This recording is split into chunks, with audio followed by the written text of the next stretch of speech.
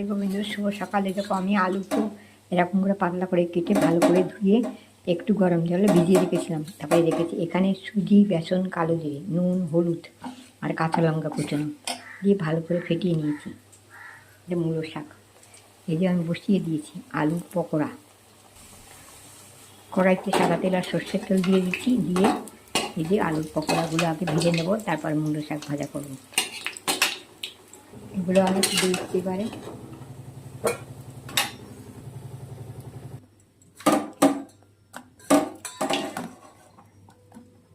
এইভাবে আমি সবগুলো ভেজে নেব।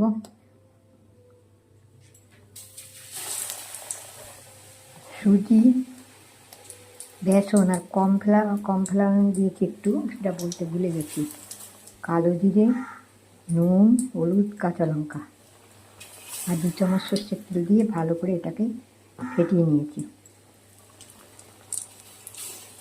এইভাবে সবগুলো আমি ভেজে নেব।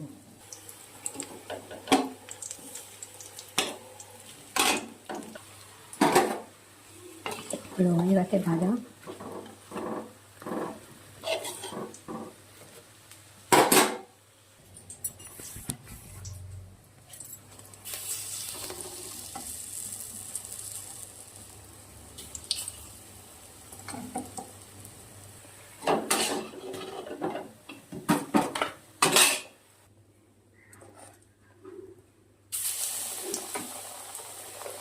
এবার বেগুন,